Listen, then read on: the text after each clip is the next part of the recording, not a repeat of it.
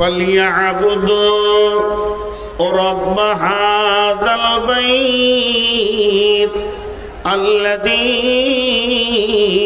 أطعمهم من جوع وآمنهم من خوف।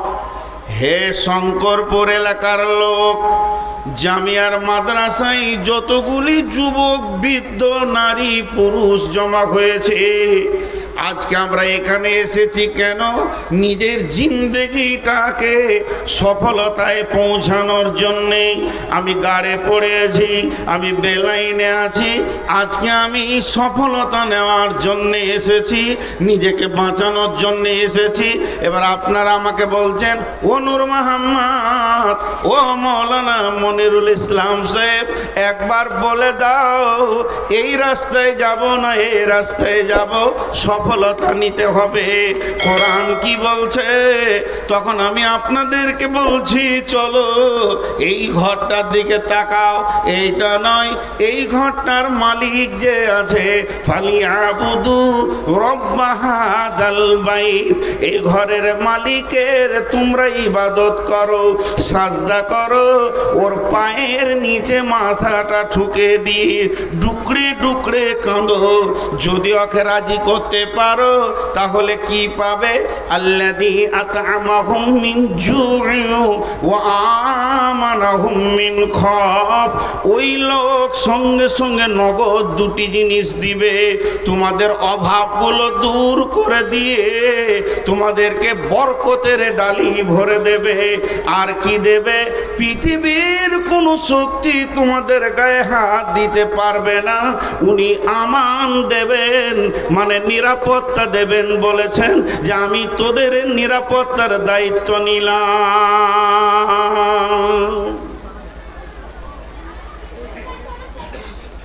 কে কার কথা শুনে? আপনারা একটু বোঝার চেষ্টা করেন। আমার বড় ভাই আপনাদেরকে আল্লাহর কথাটা তর্জমা করে শুনিয়ে দিলেন, চল বাঁচবি, বিজেপি মারবে না, বজরং মারবে না, শিবসেনা মারবে না, তৃণমূলও তোর বিরুদ্ধে কিছু করতে পারবে না, কলকাঠিটা তার হাতে আছে, চকে রাজি করে নি সবাই মিলে।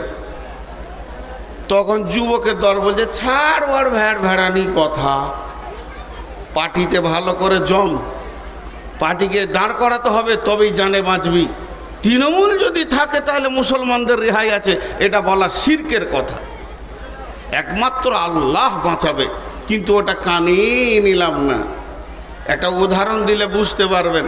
উদাহরণ, 3 বন্ধুতে বোম্বাই গিয়েছে বেড়াতে, গোটা বোম্বাই 3টে হলো হাড় কিপটে মাল, 1 টাকা খরচা করে না, হেঁটে হেঁটে বোম্বাই ঘুরছে, হেঁটে হেঁটে ঘুরে খালি দেখছে, এই দেখছে ওই দেখছে।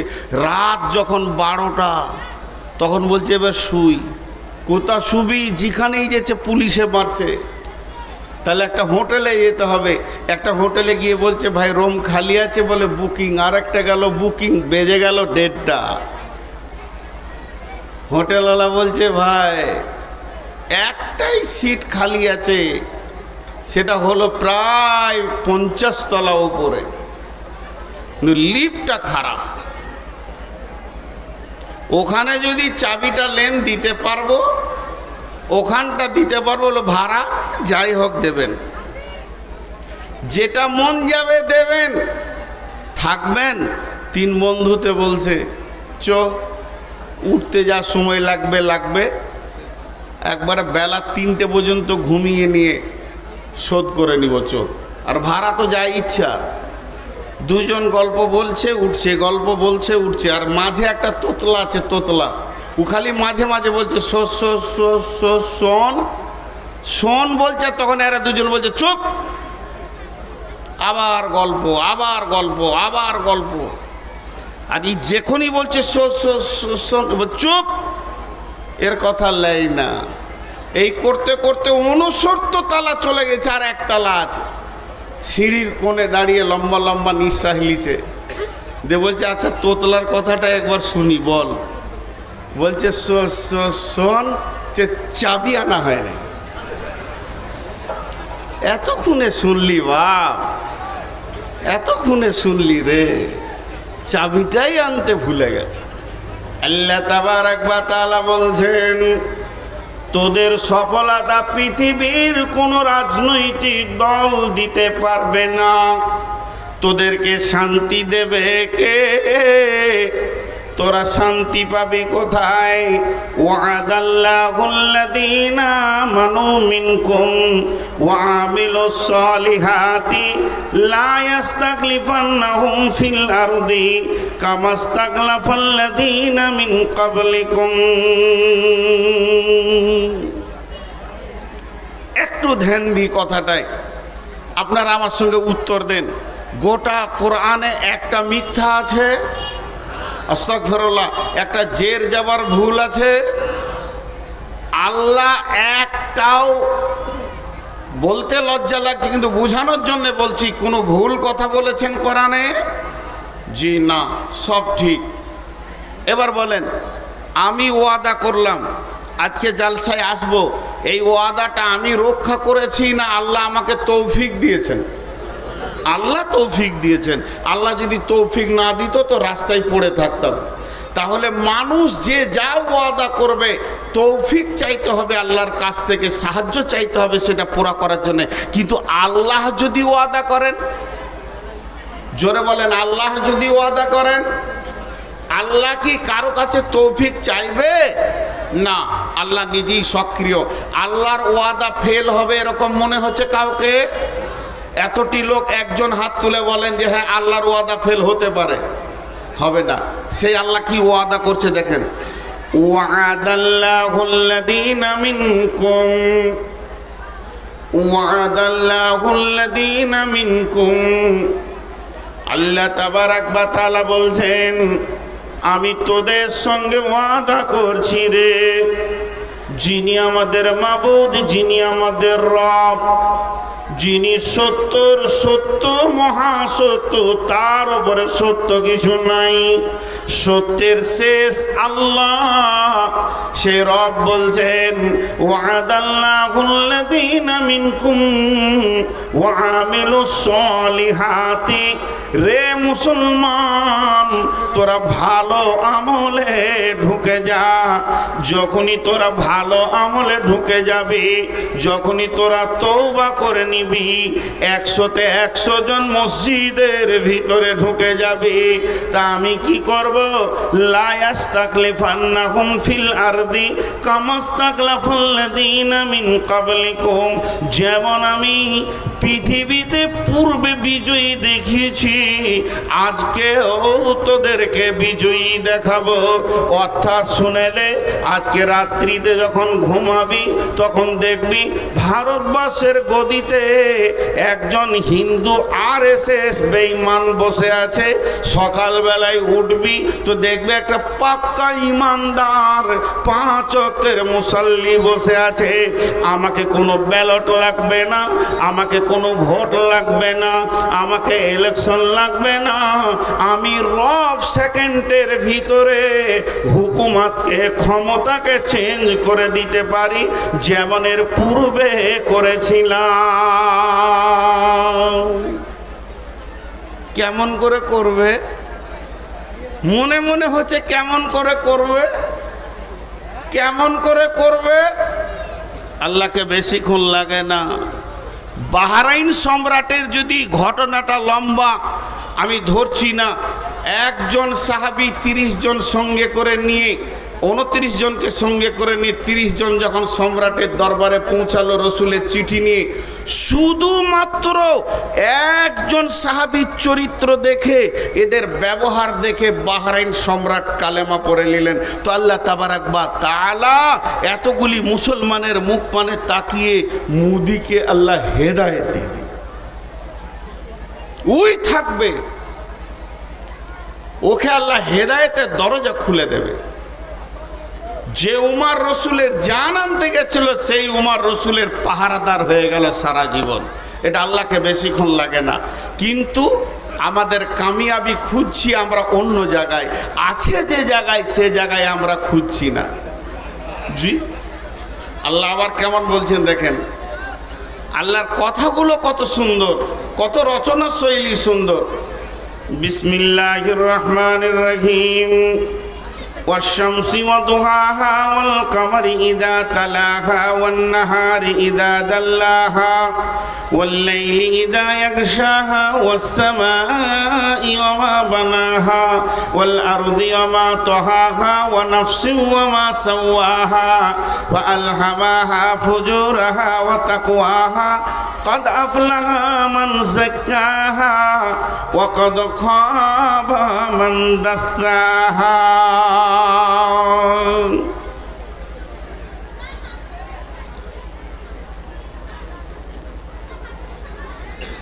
এরা বসছে না কেন? আহা না, গরম পানি তো জাহান্নামে। আসলে এদের করে আব্বা বলেছে বসবি না রে বাপ, বংশ পরিচয় নষ্ট হয়ে যাবে। তোর দাদাও বসেনি, আমি কোথাও বসিনি, তুইও বসবি না। বংশ ঠিক রাখতে হবে। দাঁড়িয়ে থাকেন।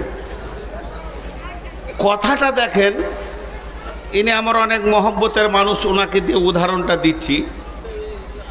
উনি আমাকে বলছেন যে নূর মোহাম্মদ ভাই, আপনি দুটো মিষ্টি খান, আর আমি সুগারের রুগী। ঠাট্টা করছেন আমার সঙ্গে। তা আমি বললাম যে না, খাবো না। আবার বলছে দুটা খান। তখন একটু রেগেছি হালকা, বললাম তো খাবো না। উনি আমাকে রাগাবার জন্য বলছে না, দুটা খান। তখন আমি রেগে যে বললাম, বলছি আমি সুগারের রোগী, আমি মিষ্টি খাবো না। সাউন্ডটা একটু বাড়লো, কিন্তু উনি খুব চিটি মাল। বলছে এখানকার রসগোল্লা ভালো, দুটো খান। তো রেগে বললাম তো খাবো না, বারবার বিরক্ত করেন কেন? দিয়ে এবার আমি কসম খাচ্ছি, আল্লাহর কসম, আমি আজকে এখন এই টাইমে রসগোল্লা খাবো না। উনি বুঝে নিয়েছেন যে মাল খুব রেগেছে, কসম খেয়েছে। বুঝতে পেরেছেন? এরপরে আবার বলছেন তাহলে দুটো খান।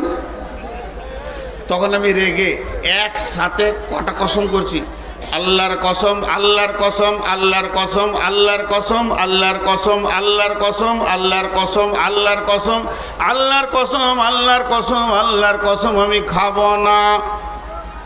কটা কসম খেলাম? 11টা। কটা? কেন 11টা কসম খেলাম? মানুষ কখন 11টা কসম খায়? কখন ঘন ঘন বলে আল্লাহর কসম, আল্লাহর কসম, আল্লাহর কসম? এটা কখন বলে? কথাটা বোঝাতে পারলাম? একবার হ্যাঁ না বলেন, বোঝাতে পারলাম? যখন অত্যাধিক রেগে যায়। আচ্ছা আপনারা বলেন, আল্লাহ যদি কোনো কথা বলেন তা আল্লাহর একবার কসম খেলেই তো যথেষ্ট না? আল্লাহকে ওই আমাদের মতো বেশি খেতে হবে? কিন্তু আল্লাহ একবার খেলেই যথেষ্ট।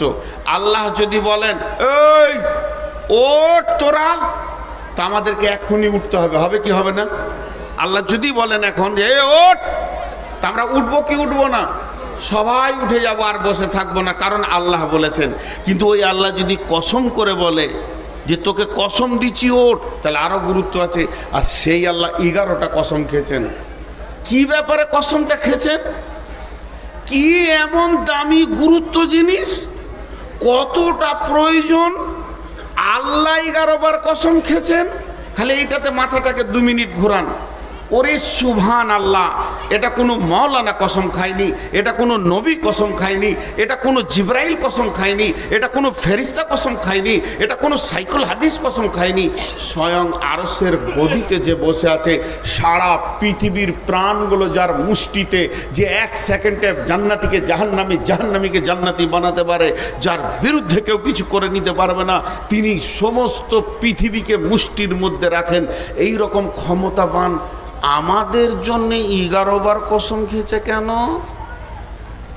এর উত্তর হচ্ছে, মানুষের অভ্যাস হচ্ছে কসম না খেলে ওর গা ভিজে না। মানুষের অভ্যাস কি? কসম না খেলে ওর গা ভিজে না, ওর গায়ের বেশ ব্যথাটা মরে না। তা আল্লাহ কসম খেয়েছে 2টি জিনিসের জন্য। 2টি জিনিস, একটাও বলা যেতে পারে। এবার দেখেন কসমগুলো। বিসমিল্লাহির রহমানির রহিম। والشمس وضحاها والقمر إذا تلاها والنهار إذا جلاها والليل إذا يغشاها والسماء وما بناها والأرض وما طحاها ونفس وما سواها فألهمها فجورها وتقواها আল্লাহর 11টা কসম খাওয়া হয়ে গেল। ছোট্ট মতো কথা, এইটুকু কথার জন্যে এতগুলি কসম। সেই কত কথাটা কি? কদ আফলাহা মান যাক্কাহা ওয়া কদ খাবা মান দাসাহা। বাস, কদ আফলাহা মান যাক্কাহা ওয়াকাদ খাবা মান দাসাহা।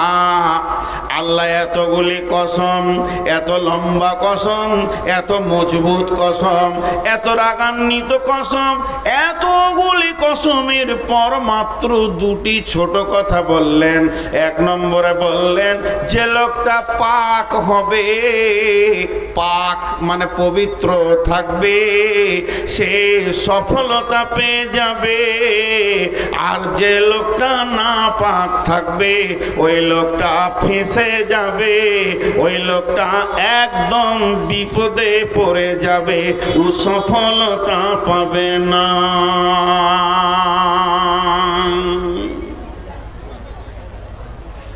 আমি বুঝাতে পারলাম? এতগুলি লোক একবার বলেন যে পাক থাকবে সে কি হবে? সফল হয়ে যাবে। আর যে নাপাক থাকবে সে কি হবে? ফেঁসে যাবে। আর একবার বলছি, যে পাক থাকবে সে কি হবে? সফল হবে। আর যে নাপাক থাকবে সে কি হবে? ফেঁসে যাবে। আমি আর বড় ভাই দুজন হাঁটছি মসজিদের দিকে, গেটে গিয়ে ছাড়াছাড়ি। উনি ঢুকে পড়লেন, আমি ঢুকলাম না। নূর মোহাম্মদ এসো। না, আমি নাপাক আছি, আমি নাপাক আছি, আমি আর ঢুকলাম না। দুটি মেয়ে একসঙ্গে মসজিদের দিকে হাঁটছে, একটা মেয়ের মেন্স হয়েছে, একটা হয়নি। ও ঢুকে গেল, এই ঢুকলো না, বলে আমি নাপাক আছি। যে নাপাক হলো সে পেছিয়ে গেল গেট থেকে, আর যে পাক হলো সে ঢুকে গেল। তো আল্লাহ বলছে একদিন সফল আর অসফলের বিচার হবে। সেই দিন বাঁচবে কে? যে পাক থাকবে, পবিত্র থাকবে, ও বেঁচে যাবে। আর যে নাপাক থাকবে ও কি হবে? ফেঁসে যাবে। আমার সঙ্গে কথার উত্তর দেন, তাহলে সামনের দিকে এবার আগাবো। সফলতা পাবে কে? যে পাক থাকবে। আর যে নাপাক থাকবে সে কি হবে? ফেঁসে যাবে। বুঝে ফেলেছেন? তাহলে আর জালসা শুনতে হবে না। এখন সোজা উঠে পড়েন, গামছা নিয়ে একদম নদীর ধারে, নদীতে চলে যান, পুকুরে চলে যান, সাবান নিয়ে মাথা থেকে পা পর্যন্ত ময়লাকে কুচলে তুলে পরিষ্কার পরিচ্ছন্ন হয়ে যান, জান্নাত পেয়ে যাবেন। জান্নাত পেয়ে যাবেন। মা বোনেরাও বাড়ি চলে যান, গোসল টোসল করে পরিষ্কার পরিচ্ছন্ন হয়ে একবারে লিপস্টিক লাগিয়েলেন, জান্নাত চলে যাবেন। কারণ আল্লাহ বলেছেন যে পাক থাকবে সে বেঁচে যাবে, যে নাপাক থাকবে সে ফেঁসে যাবে। ব্যাখ্যা বুঝতে ভুল হচ্ছে, ব্যাখ্যাটা বুঝতে ভুল হচ্ছে, কোনো সময় বুঝতে ভুল হয়।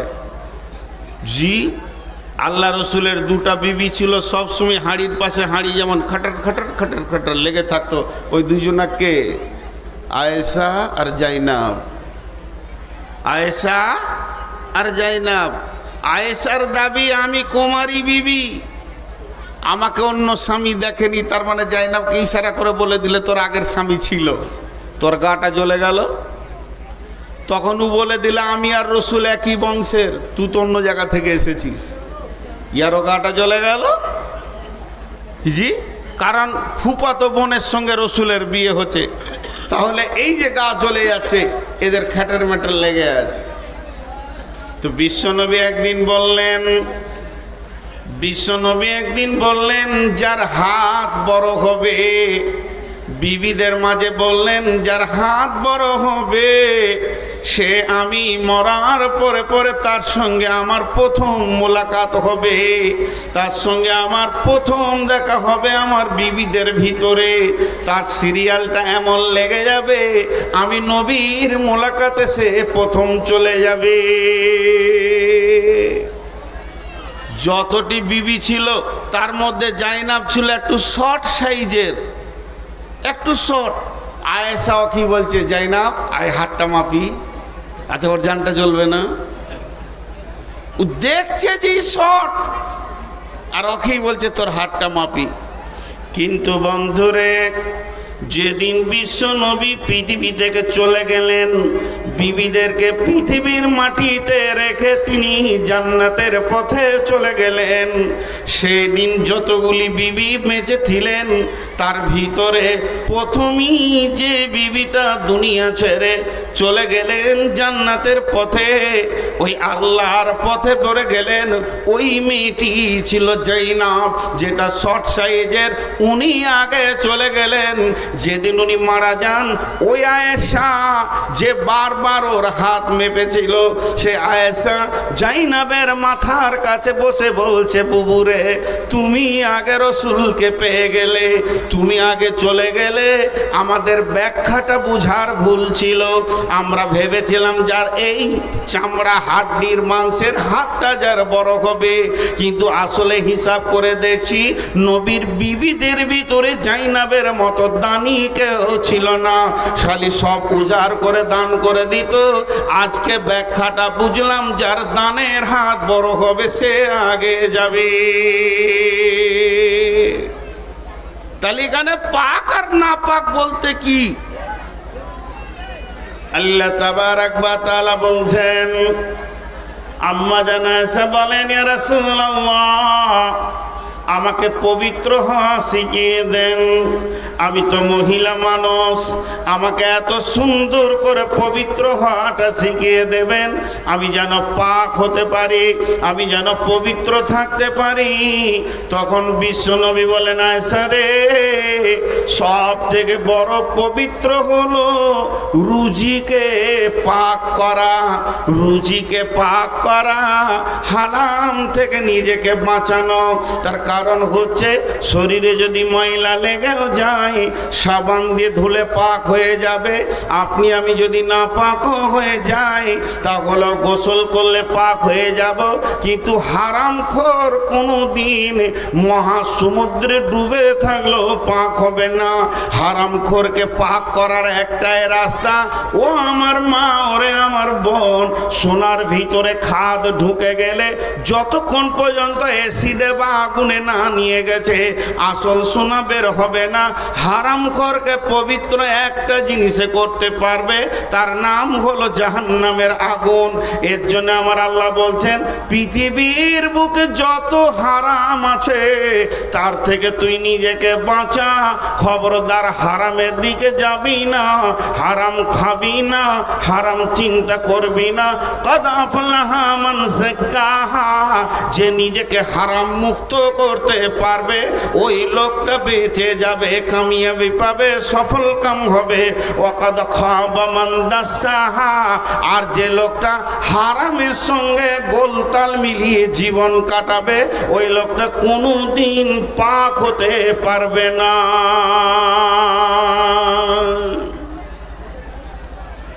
কথাটা বোঝাতে পারলাম? আরে হ্যাঁ না বলে না? সুদ খাওয়া হালাল না হারাম? হালাল, মাশাআল্লাহ। এই গাঁয়েই বাস করবো রে ভাই। আপনি এগুলো শিখাচ্ছেন নাকি? দেখেন ভালো মৌলবি পেয়েছেন আপনারা। সুদ খাওয়া, সুদ খাওয়া হারাম। তো সব থেকে বড় সুদখোরের নাম হচ্ছে হযরতে আব্বাস রাদিয়াল্লাহু তাআলা আনহু, রসুলের নিজের চাচা। আরবে এত বড় সুদখোর আর কেউ ছিল না, বুঝছেন? কিন্তু হযরতে আব্বাস যখন কালেমা পড়লেন, নিজেকে পবিত্র করতে গেলেন, রাসূলুল্লাহ সাল্লাল্লাহু আলাইহি সাল্লামের কাছে তৌহিদের পানিতে গোসল করতে গেলেন, তো উনি আল্লাহ রসুলের কাছে কালেমা পড়লেন, আশহাদু আল্লা ইলাহা ইল্লাল্লাহু ওয়া আশহাদু আন্না মুহাম্মাদান আবদুহু ওয়া রাসূলুহু। কালেমা পড়া হয়ে গেল। কালেমা যে শেষ হয়ে গেল, বিশ্বনবী ঘোষণা দিয়ে দিলেন, ও আরবের মাটির লোক, আমার চাচা এতদিন বেঈমান ছিল, সে সুদের ব্যবসা করেছে, আজকে সে কালেমা পড়ে নিয়েছে, আর আমার চাচা সুদ খাবে না এমন গোসল করেছে, আর ময়লার সঙ্গে নিজেকে মিশাবে না। অতএব তোমরা যারা আমার চাচার কাছে টাকা ধার নিয়েছো সুদের ওপরে, তারা আজ থেকে শুনে নাও, তোমাদেরকে আর সুদ লাগবে না, শুধু আসলটাই দিলে হয়ে যাবে। এই ঘটনা যখন বিশ্বনবী বলে দিলেন আরবের লোককে, তখন একজন দৌড়ে গিয়ে বলছে, ও আব্বাস, তুমি কি বড় লস করলে আব্বাস, তোমার ভাতিজা, তোমার ভাইপো, তোমার ভাস্তা এমন ঘোষণা করে দিল মজলিসে, আমার চাচার আর সুদের টাকা লাগবে না, তোমার তো লাখ লাখ টাকা লস হয়ে গেল। হযরত আব্বাস জি ঘোষণা দিতে, ও আরবের লোক শোনো, মক্কার লোক, মদিনার লোক শোনো, আমি এতদিন বেঈমানি জগতে ডুবেছিলাম, মুশরিকের চেম্বারে ডুবেছিলাম, এত জঘন্য জায়গায় ডুবেছিলাম, ওই জন্যে আমার হাতে পায়ে যেমন পায়খানা পেশাব লাগে, সুদ মদ সবই লেগেছে। আজকে আমি তৌহিদের পানিতে গোসল করে নিজে পবিত্র হয়ে গেছি, আর আমার গায়ে ময়লা নাই, এক তিল ময়লা নাই, আমি পরিষ্কার হয়েছি। আমার ভাতিজা আমাকে পরিষ্কার করে দিয়েছে, পূর্বের গুনাহ আমার মাফ হয়ে গেছে, আমার গায়ে একটা কলঙ্কের দাগ নাই। তো আমি আল্লাহ পেয়েছি, রসুল পেয়েছি, পবিত্র দিন পেয়ে গেছি। এই খুশিতে আমার ভাতিজা যে ঘোষণাটা করেছে সুদ লাগবে না, আসলটা লাগবে, যোগ্য ভাতিজা ঠিক কথা বলেছে। তবে আমি আর একটু অফার দিছি, আমি আসলটাও মাফ করে দিলাম। ঈমান আনার সঙ্গে সঙ্গে কাজ কেমন?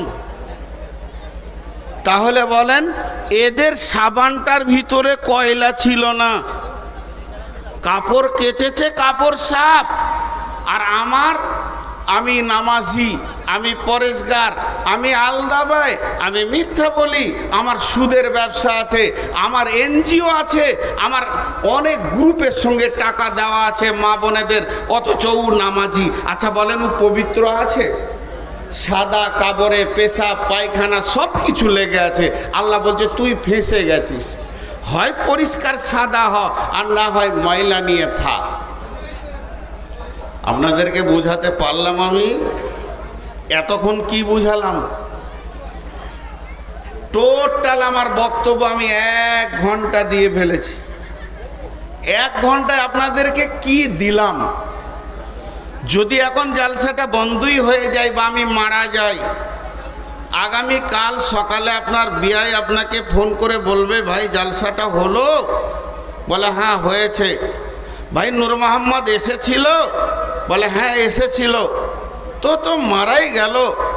তো উনি বক্তব্য রেখে গেছেন মাত্র 1 ঘন্টা। 1 ঘন্টায় আপনি কি পেয়েছেন? আপনি বলবেন আমি 1 ঘন্টা তো ওনার কাছ থেকে একটা জিনিস পেয়েছি।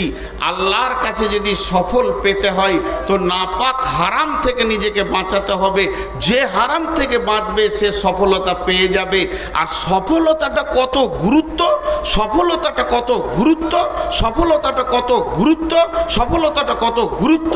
ওহি বন্ধ হয়ে গেছে, নতুন হাদিস তৈরি হচ্ছে না, কিন্তু আল্লাহর তরফ থেকে সফলতার ডাক প্রতিদিন 5 বার চলছে। চলছে কি চলছে না? এরা হ্যাঁ না বলে না। আর ওই বেটা ছেলেটি ওই দিকে দাঁড়িয়ে আছে, তোদের শাশুড়ি ওই দিকে আছে নাকি রে? বেয়াদবের দল, পানি খায় আছে বলে। বাস আর কতক্ষণ? 10 মিনিট লাগে। আমার কত তার কত? ওগুলো বকেন না তো। আর কত আমাকে তো দুটো কালেকশনও করতে হবে, সময়টা বলবেন তো সেরকম করে হবে। দেখেন উঠছেন কে? ওই মিয়া বইয়াসান বাংলাদেশের ভাষা।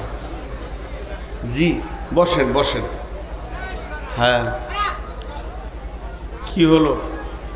ওরা বসবে না, বসিয়েন না ভাই, হাতগুলো ধরে বলছি। যদি বসে যান তো আপনাদের মান সম্মান চলে যাবে, কারণ আপনার বাপ দাদারা জীবনে বসে নেই। ওই ওই মোবাইলওয়ালা তুই আগে বস। আর এখানে মোবাইলওয়ালারা এমন করে মোবাইল দিয়েছে, সাবুদ্দিন এটা মোবাইলগুলো এদিকে আনতে আনতে কত দূরে এনেছে, এখানে রাখলেই হতো। আর বলবো না কিছু। জি আপনারা আমার সঙ্গে দু তিনটি প্রশ্ন করে আমি জানবো যে এত দূর কি বুঝলেন। সফলতার ডাক বন্ধ হয়েছে? বলেন বন্ধ হয়েছে? আর যে নিজেকে সমস্ত হারাম থেকে মুক্তি করতে পারবে সে বেঁচে যাবে, সফলতা পাবে। আর যে গোলতাল মিলিয়ে থাকবে ও পাবে না। এই পর্যন্ত বক্তব্য হলো। জি না আর আধ ঘন্টা না না 15 মিনিট যায় না, এরকম করিয়েন না। তাহলে এটাই শেষ বছর আপনাদের সঙ্গে। মানে আমি একটা সুগারের রুগী, 480 সুগার নিয়ে বকছি, আর এই টেনশনগুলো নেবো না। পরিষ্কার কথা। 2.5 ঘন্টা অত আমার বাপেরও দম নাই যে 2.5 ঘন্টা আপনাদের এখানে বকতে আসবো। 2 ঘন্টা 1.5 ঘন্টা সব জায়গায় বললাম এবছর 1.5 ঘন্টা। হ্যাঁ না পারবো না 2 ঘন্টা। মেশিন লয় মানুষ, চাপ সৃষ্টি করবেন না, পেছন থেকে বলে দিচ্ছি। তাহলে আপনারা কি হলো? জি বলেন, কিছু বলছেন? আপনাকে জিজ্ঞেস করছি, কিছু বলছেন? আমাদের কমিটি 11 থেকে 1 করছে, 2 ঘন্টা। বলেন তখন দরকার। আচ্ছা আপনারা বসেন, সকলে একবার বলেন সুবহানাল্লাহ, আলহামদুলিল্লাহ, ওয়ালা ইলাহা ইল্লাল্লাহ। তো এতদূর যা বকলাম, সফল অসফলের কথা বললাম। তাহলে আমরা সকলেই নিয়ত করি সফলতা লিব ইনশাআল্লাহ। মাঝে একটা দাওয়াত আপনাদেরকে দিই, 30 সেকেন্ডের মতো বা 1 মিনিটের মতো, এটা বক্তব্যের বাইরে। কারণ রাসূলুল্লাহ সাল্লাল্লাহু আলাইহি সাল্লাম রমজানের 6 মাস আগে থেকে দাওয়াত দিতেন এবং রমজানের প্রস্তুতি নিতেন। আমাদের রমজান আর খুব বেশি 28 দিন মতো আছে নাকি, 1 মাস নেই। তো সকলকে আমি রোজা রাখার দাওয়াত দিচ্ছি এবং আমিও রোজা রাখবো। আল্লাহ আমাদের প্রত্যেককে রোজা রাখার তৌফিক দান করুন। রোজা রাখবো ইনশাআল্লাহ। জোরে বলেন ইনশাআল্লাহ। স্বতঃস্ফূর্তভাবে খুশিতে রোজা রাখবো ইনশাআল্লাহ। যে রোজা রাখবেন না হাত তুলেন।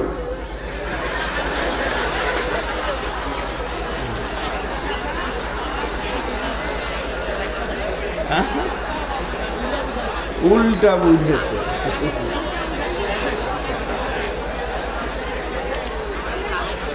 জি ইনশাআল্লাহ রোজা রাখবো। বাস এটাই আমার ছিল আপনাদের কাছে রোজার দাওয়াত। আপনারা আমার জন্য দোয়া করবেন যেন আমি সুস্থ হালে ভালোভাবে রোজা রাখতে পারি।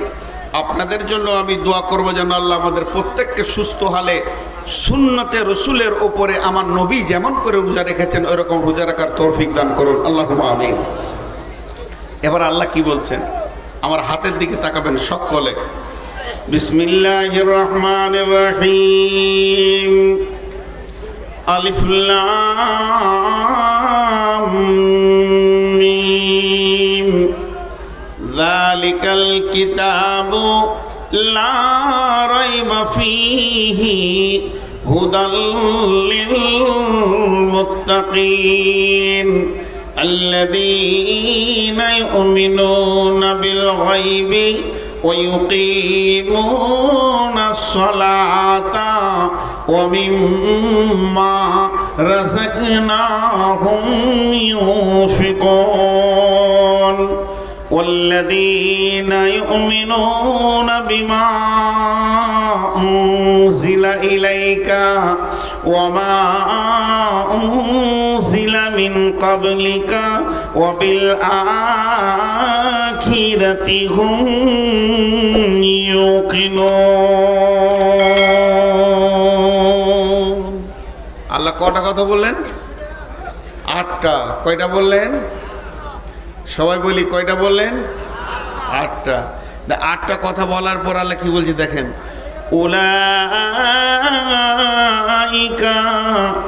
আলা হুদাম মির রাব্বিহিম ওয়া উলাইকা হুমুল মুফলিহুন।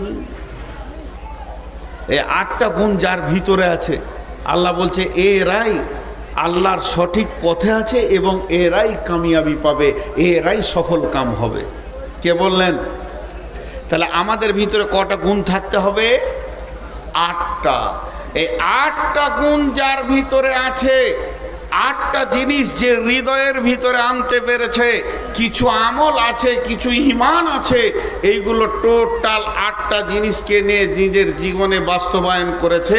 আমার আল্লাহ বলছেন পৃথিবীর কোনো লোক বলেনি আমাকে সারা দুনিয়া যদি আঙ্গুল তুলে বলে যে নূর মোহাম্মদ তুই বেঈমান, আমার আল্লাহ বলছে তুই ঈমানদার, কোনো টেনশন নেই।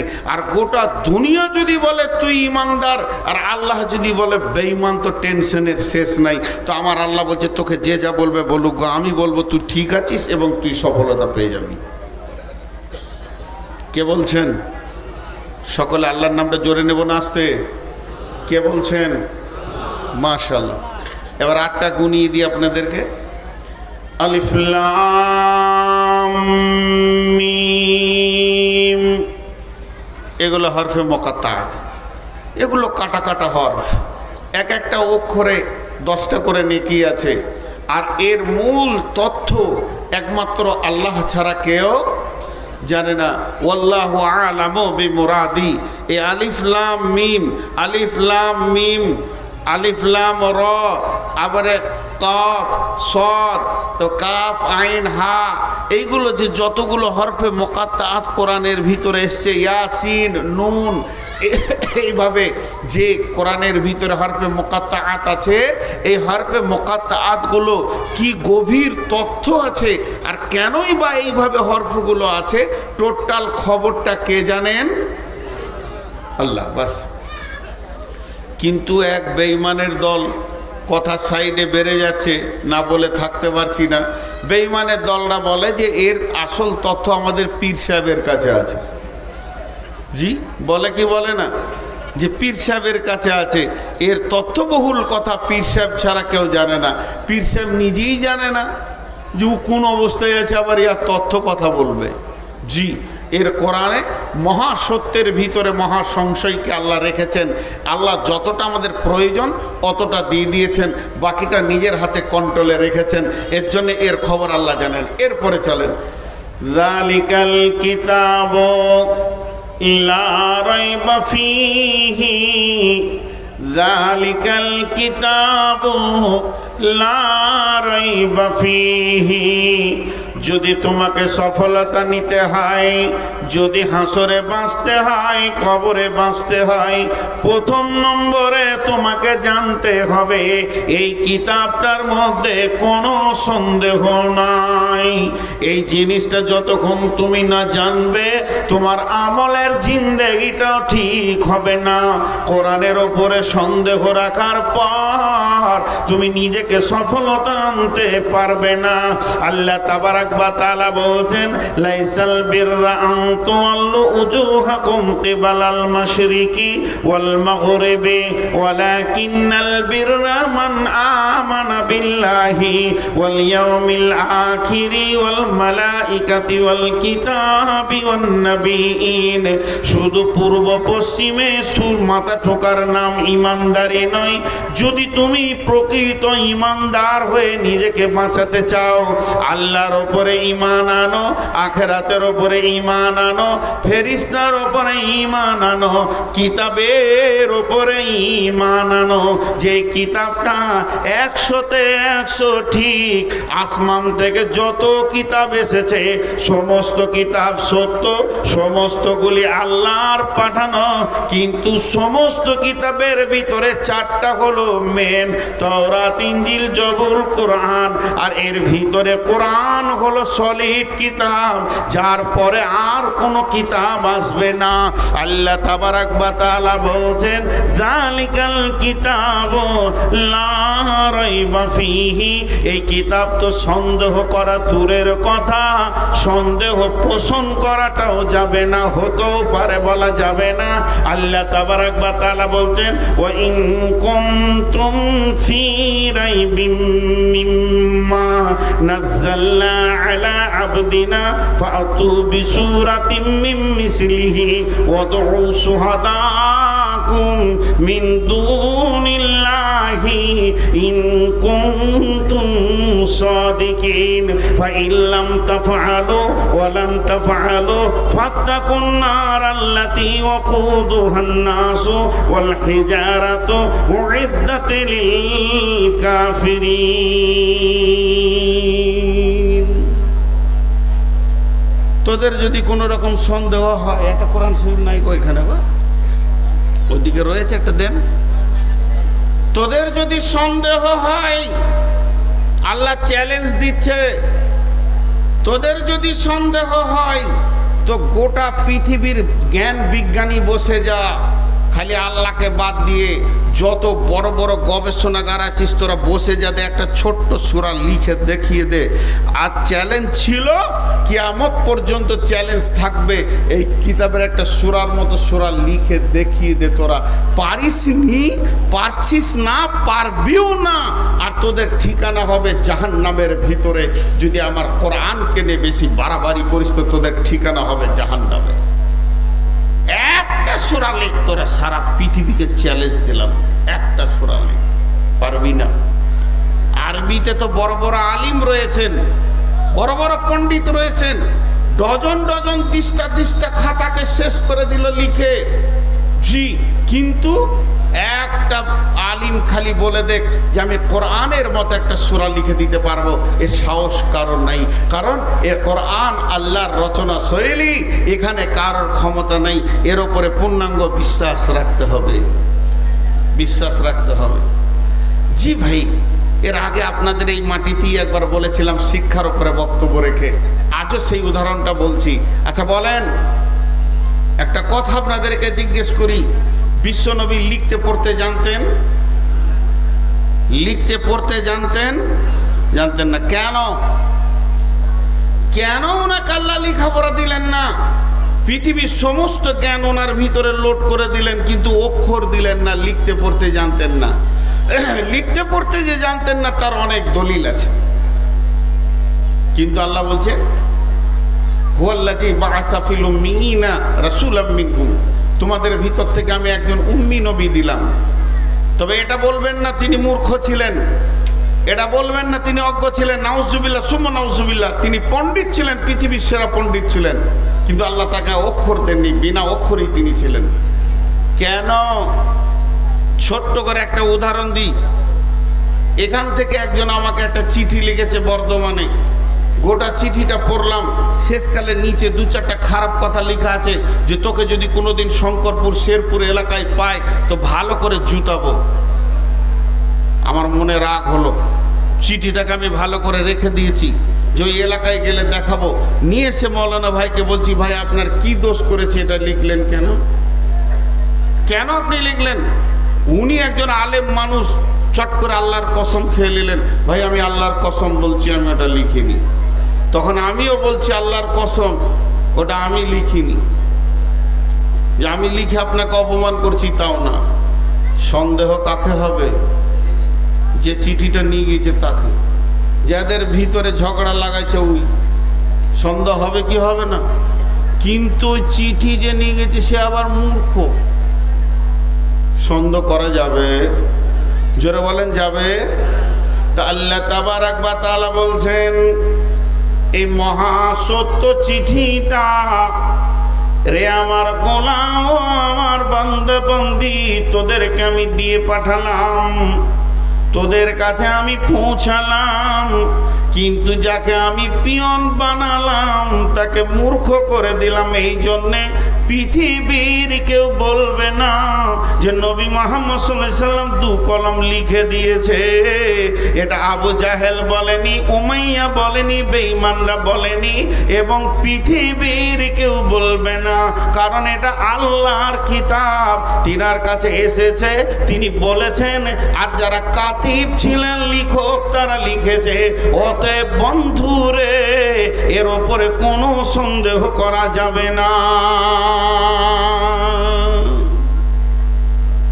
তাহলে কিতাবটা পুরাতন, কিতাবটা পুরাতন। ক্বালা আসাতিরুল আউয়ালিন, বেঈমানেরা বলবে যেটা আগেকার কিতাব। জানেন কোরআন প্রতিদিন আপডেট, নতুন, প্রতিদিন নতুন। কেন? আল্লাহ বলছেন বিসমিল্লাহির রহমানির রহিম, ফিহা কুতুবুন কাইয়্যিমা, ফিহি কুতুবুন কাইয়্যিমা লাম ইয়াকুনিল্লাযীনা কাফারু মিন আহলিল কিতাবি ওয়াল মুশরিকিনা মুনফাক্কিনা হাত্তা তাতিয়াহুমুল বায়্যিনা রাসূলুম মিনাল্লাহি ইয়াতলু সুহুফাম মুতাহহারা ফিহা কুতুবুন কাইয়্যিমা। এটা হলো প্রতিষ্ঠিতমূলক কিতাব। এটা এমন কিতাব যেদিন জন্ম নিয়েছে রসুলের জামানায় যে পাওয়ারটা ছিল, যে ক্ষমতাটা ছিল, একই ক্ষমতা আজও আছে। আর যেদিন পশ্চিম দিকে সূর্য উঠে পৃথিবী ধ্বংস হবে সেই দিনও একই ক্ষমতাতে থাকবে। এর আশ্রয়ে, এর কাছে যদি কেউ হেদায়েতের উপকরণ নেয়, যেমন উমর আবু বকরকে রাস্তা দেখিয়েছেন ওই রকম আজও আমাদেরকে রাস্তা দেখাবে। অতএব এটা প্রতিষ্ঠিতমূলক কিতাব। আল্লাহ তাবারাক ওয়া তাআলা বলছেন কিতাবটার উপরে তুমি 100-তে 100 বিশ্বাস আনো, কোনো রকম সন্দেহ করবে না। জালিকাল কিতাবু লা রাইবা ফীহি। এবার 2 নম্বরে বলছেন হুদাল লিল মুত্তাকিন, যে ভীতু হবে, আল্লাহকে ভয় করবে, এই কিতাব তাকে আল্লাহর রাস্তা দেখাবে। কিতাবকে প্রশ্ন করেন তুমি এসেছিলে কখন আর কেন এসছো? কিতাব উত্তরে বলবেন বিসমিল্লাহির রহমানির রহিম, শাহরু রমাযানাল্লাযী উনজিলা ফীহিল কুরআনু হুদাল লিন্নাস।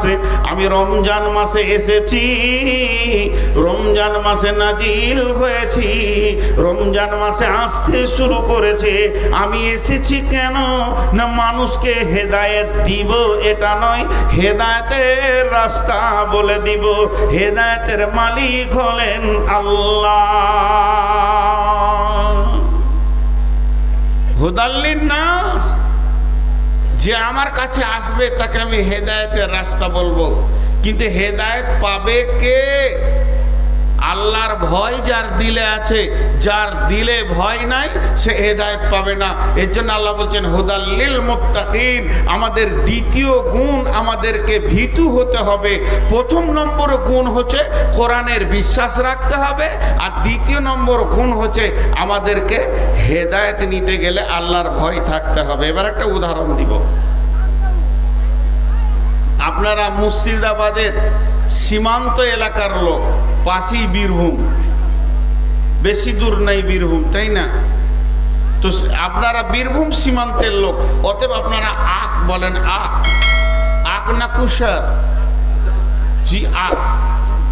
তো একটা আখ আপনার হাতে ধরিয়ে দিলাম, আখটা ধরে আপনার বিশ্বাস এর ভিতরে মিষ্টি আছে, আছে না নাই? পাবেন কি করে? মিষ্টিটা নিতে গেলে লাগবে কি? দাঁত। যার দাঁত নাই ও মিষ্টিটা পাবে? একবার হ্যাঁ না বলেন। আমি বলছি না যে অন্য জায়গায় ঠুকে ঠুকে খানগা, উদাহরণ দিচ্ছি, যতটা বলছি অতটা বুঝেন। একটা দাঁতওয়ালার হাতে আখ আর একজন দাঁত নাই তার হাতে আখ, এক হবে?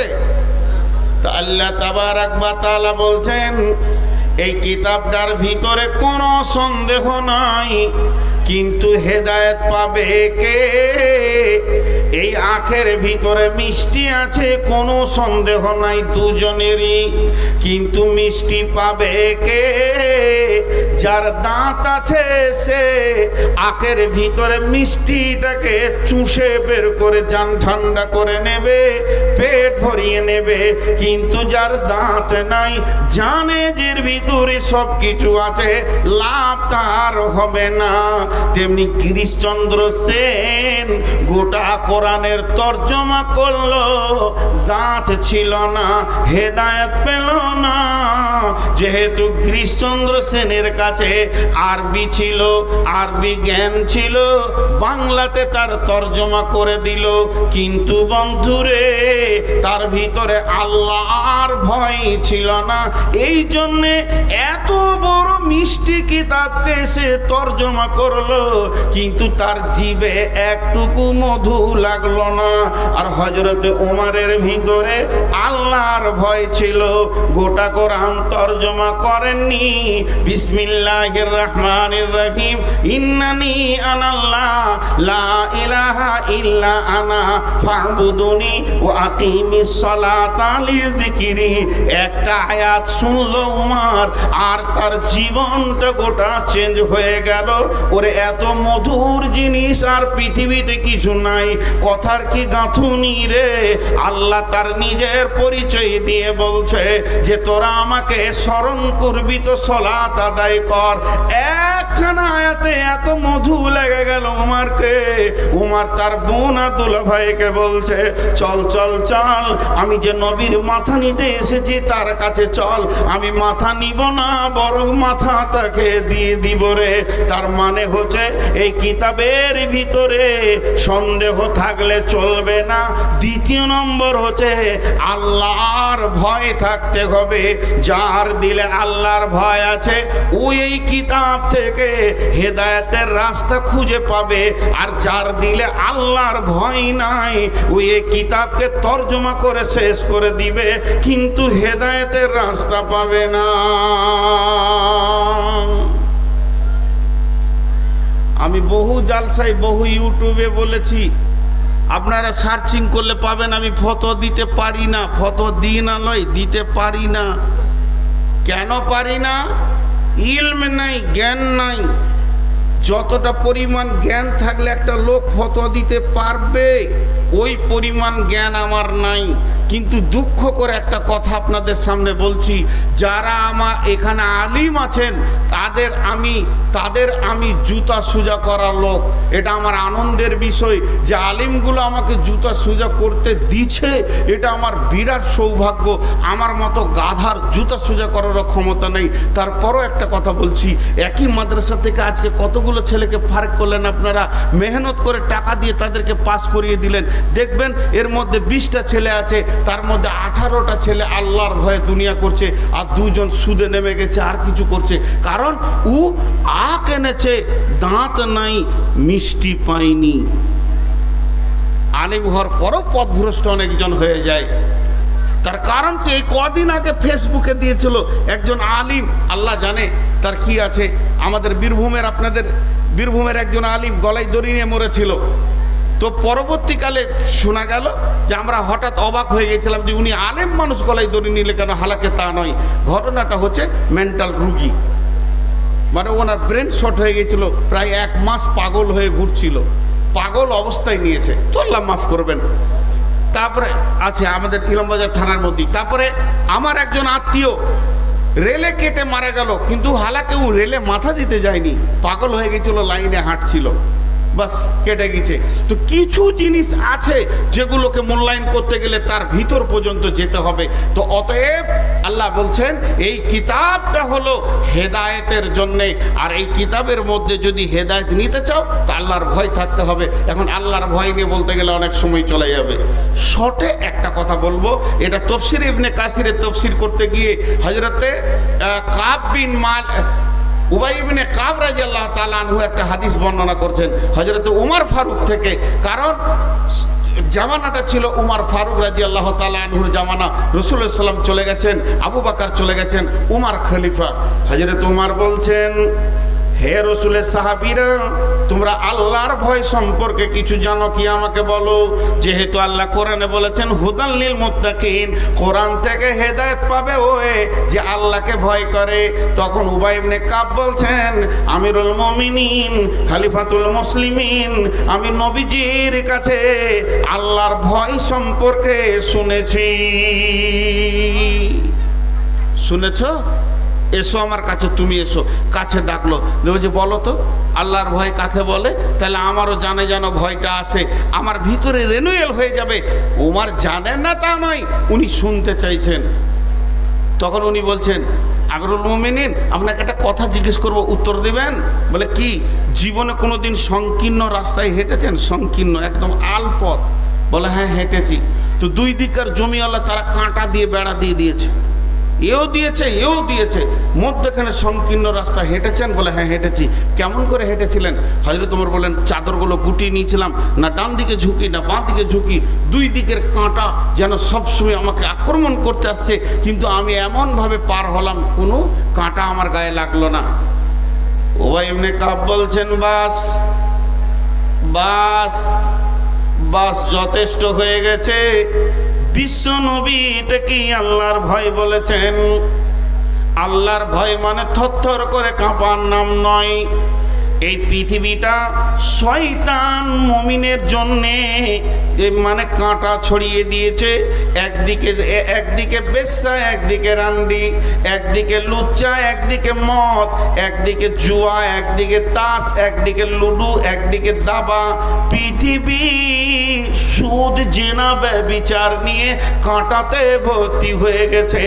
প্রকৃত আল্লাহ ভীতু ওই যে নিজেকে বাঁচিয়ে বাঁচিয়ে বাঁচিয়ে বাঁচিয়ে কাঁটা থেকে যেমন মানুষ বাঁচে, ওই রকম বাঁচিয়ে বাঁচিয়ে বাঁচিয়ে বাঁচিয়ে গায়ে গোনহাকে লাগতে দিব না, সুদ লাগতে দিব না, জেনা লাগতে দিব না, ব্যভিচার লাগতে দিব না। না রে মন, আমার গায়ে যেন জুয়োর দাগ না লাগে, তাসের গায়ে হাত দিব না। এই রকম বাঁচিয়ে বাঁচিয়ে যে কবরে চলে গেছে, প্রকৃত ওই লোকটি আল্লাহকে ভয় করেছে। তাহলে দুইটা বলা হলো, এক নম্বর কিতাবকে সন্দেহ করা যাবে না, দুই নম্বর আল্লাহর ভয় রাখতে হবে। কয়টা বলা হলো? 8টার মধ্যে আর কটা আছে? তাহলে 4টা, তাই তো? তাও চুপ করে বসে আছে। 8টার মধ্যে 2টো বলা হলো আর 4টা থাকে। ওই যে হ্যাঁ তাই থাকে। নাম্বার 3, আল্লাযীনা ইউমিনুনা বিল গায়বি, আল্লাযীনা ইউমিনুনা বিল গায়বি। আল্লাহ বলছেন ওই লোকেরা সফলতা পাবে রে, বেঁচে যাবে রে, যারা অদৃশ্যের ওপরে ঈমান এনেছে। আল্লাহকে দেখা গেল না, আছে না নাই? আল্লাহ আছে না নাই? আছে না আছি? কোনটা ঠিক? আল্লাহ আছে, জাহান্নাম আছে, জান্নাত আছে, পুলসেরাত আছে, মিজান আছে, কবরের আযাব সত্য, কবরে শান্তি সত্য, 3টে প্রশ্ন করা হবে সত্য, জাহান্নাম সত্য, জাহান্নামের আগুন একে উপরে ছিঁড়াছিঁড়ি করছে সত্য, আর কিয়ামতের মাঠে দাঁড়িপাল্লা ওজন করা হবে সত্য, সেখানে ডান হাতে বাঁ হাতে সার্টিফিকেট দেওয়া হবে সত্য, হাজে কাউসারের ব্যবস্থা আছে সত্য, ওরে আমার রহমতের ছায়া আছে সত্য, কিয়ামতের মাঠে নামাজিদের চেহারায় নূরের আলো জ্বলবে সত্য, যেগুলো কোনোদিন দেখা যাবে না। মরার আগে পর্যন্ত দেখা যাবে না, এইগুলির ওপরে এতটাই বিশ্বাস রাখতে হবে যেমন চোখে দেখলে বিশ্বাস হয় ওই রকম বিশ্বাস রাখতে হবে। আল্লাযীনা ইউমিনুনা বিল গায়বি। যখন জান্নাতীরা জান্নাতে চলে যাবে, যখন জান্নাতীরা জান্নাতে চলে যাবে, জান্নাতের ভিতরে আনন্দ করবে, রে মা আমার, বোন আমার, খালা আমার, বেটি আমার, তখন আল্লাহ বলবেন, রে আমার জান্নাতি দল, তোমরা কেমন আছো বলো? আমার জান্নাতের কোনো অভাব আছে কি? সমস্ত জান্নাতি আল্লাহকে উত্তর দেবেন, মাবুদ না, নিয়ামতে পরিপূর্ণ হয়ে গেছে, তবে কিন্তু মানে আবার কেন গিট লেগে গেছে রে বাবু? ও আমার বান্দা বান্দি, তবে কিন্তু বলতে কি? তখন গোলামেরা বলবে, মাবুদ, যাকে চোখে দেখিনি অথচ ফজরের সময় শীতে উজু করে চোখের পানিতে কেঁদেছি, মসজিদে যার ভয়ে থরথর করে কেঁপেছি, যার ভয়ে হাত তুলে চোখের পানি বের হয়েছে, যার ভয়ে হারাম থেকে দূরে থেকেছি, যে মাবুদের ভয়ে হারামের পাশে আমি যাইনি, অতএব সেই মাবুদকে এখনো চোখে দেখলাম না, তখন আমার রব সমস্ত পর্দাকে সরিয়ে দিয়ে 14 দিনের চাঁদের মতো জান্নাতীদেরকে দেখা দেবেন। তার মানে হচ্ছে আজকে যে নামাজের কাতারে দাঁড়াচ্ছি যার ভয়ে, সুদ খেছি না যার ভয়ে, আপনার কাছে হাত দিচ্ছি না যার ভয়ে, যার ভয়ে, যার প্রেমে ভালোবাসাতে সকাল থেকে সন্ধ্যা পর্যন্ত ভোগে থাকবো, কিছু খাবার খাবো না, অতএব বন্ধুরে সে আল্লাহর প্রতি পরিপূর্ণ ঈমান আনতে হবে।